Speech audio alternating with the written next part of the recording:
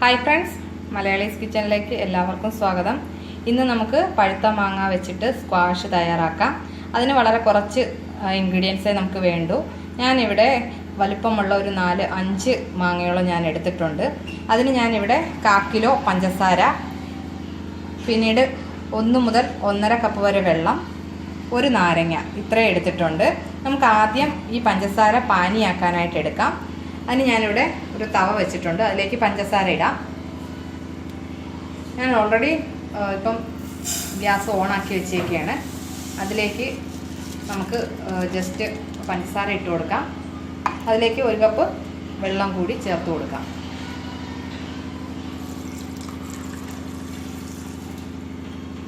ഇതിനെ നമുക്ക് ഒന്ന് നന്നായിട്ട് ഒന്ന് അലിഞ്ഞ് പാനിയായി വരുന്ന സമയത്ത് എടുത്തു വച്ചിരിക്കുന്ന മാമ്പഴം, പഴുത്ത മാങ്ങ നമുക്ക് മിക്സിയുടെ ജാറിലിട്ട് നന്നായിട്ടൊന്ന് അടിച്ചെടുക്കാം. ഒട്ടും തന്നെ കട്ടയില്ലാത്ത രീതിയിൽ അടിച്ച് നമുക്ക് എടുക്കാം. നമുക്ക് നന്നായിട്ട്, ഞാനിപ്പോൾ 5 മാങ്ങയെന്ന് പറഞ്ഞ് ഏകദേശം 2 കിലോ മാങ്ങയോളം ഉണ്ട്. അപ്പം നന്നായിട്ട് തന്നെ നമുക്ക് ഈ മാങ്ങ ഒന്ന് അടിച്ചെടുക്കാം.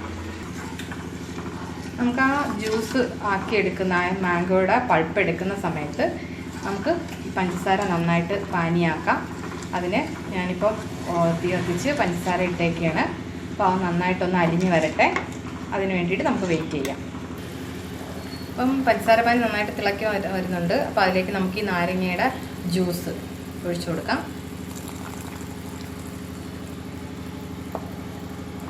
ഓക്കെ, ഇനിയിപ്പോൾ നന്നായിട്ട് നമുക്കൊന്ന് മിക്സ് ചെയ്ത് കൊടുക്കാം.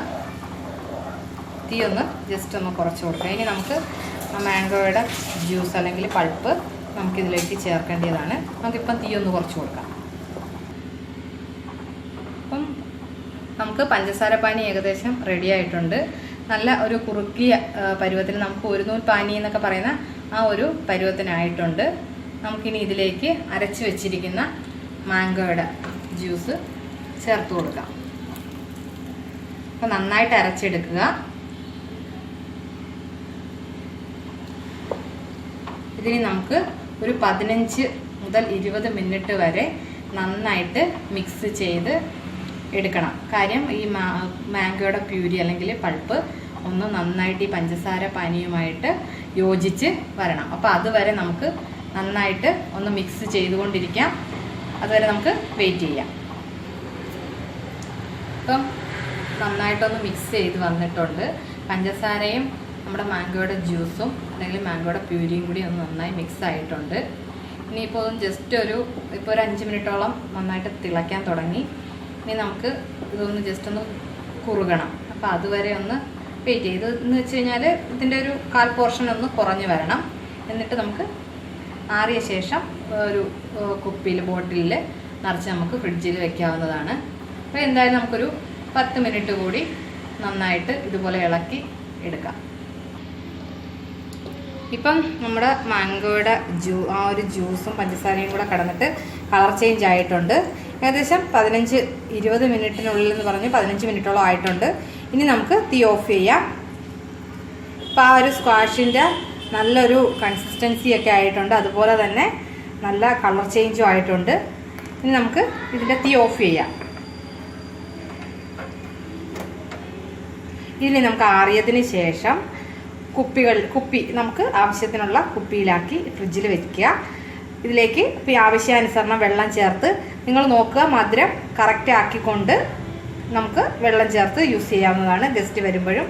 ഓക്കെ, നമുക്ക് എപ്പോഴും മാംഗോ ജ്യൂസ്, ഇപ്പം മാമ്പഴത്തിൻ്റെ ഒരു സീസണാണ്. അപ്പോൾ ഈ സീസണിൽ നമുക്കിത് ചെയ്ത് വെച്ച് കഴിഞ്ഞാൽ പിന്നീട് പെട്ടെന്ന് ഗസ്റ്റൊക്കെ വരുമ്പോഴത്തേക്കും നമുക്ക് അതിലേക്ക് വെള്ളം ഒഴിച്ച് ഐസ് കട്ടയും ഒക്കെ ഇട്ട് നമുക്ക് സെർവ് ചെയ്യാൻ പറ്റും.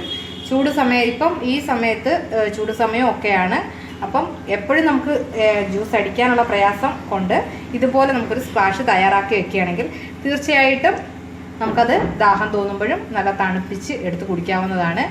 അപ്പം ഈ മാംഗോ സ്ക്വാഷ് എല്ലാവരും ട്രൈ ചെയ്ത് നോക്കുക.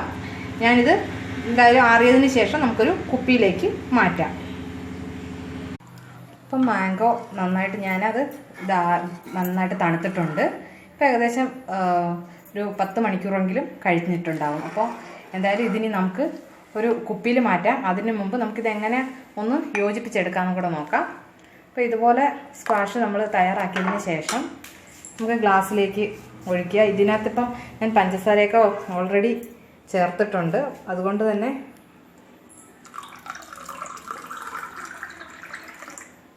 ഇതുപോലെ നമുക്ക് വെള്ളം ഒഴിച്ചിട്ട് ജസ്റ്റ് ഒന്ന് ഒരു സ്പൂൺ എടുത്തോ മറ്റോ ഒന്ന് മിക്സ് ചെയ്ത് കഴിഞ്ഞാൽ നമുക്ക് ആൾക്കാർ വരുമ്പോഴാണെന്നുണ്ടെങ്കിലും ഗസ്റ്റിന് പെട്ടെന്ന് നമുക്ക് സെർവ് ചെയ്ത് കൊടുക്കാം.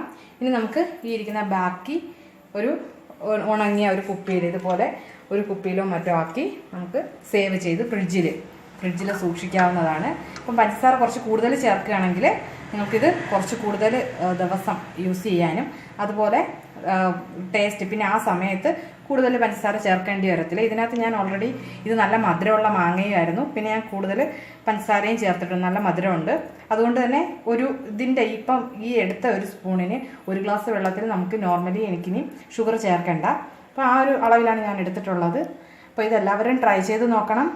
നമുക്ക് വീട്ടിൽ തയ്യാറാക്കാൻ പറ്റുന്ന മാംഗോ സ്ക്വാഷാണ്. അപ്പം എല്ലാവരും ട്രൈ ചെയ്ത് നോക്കുക. Thank you. ബൈ.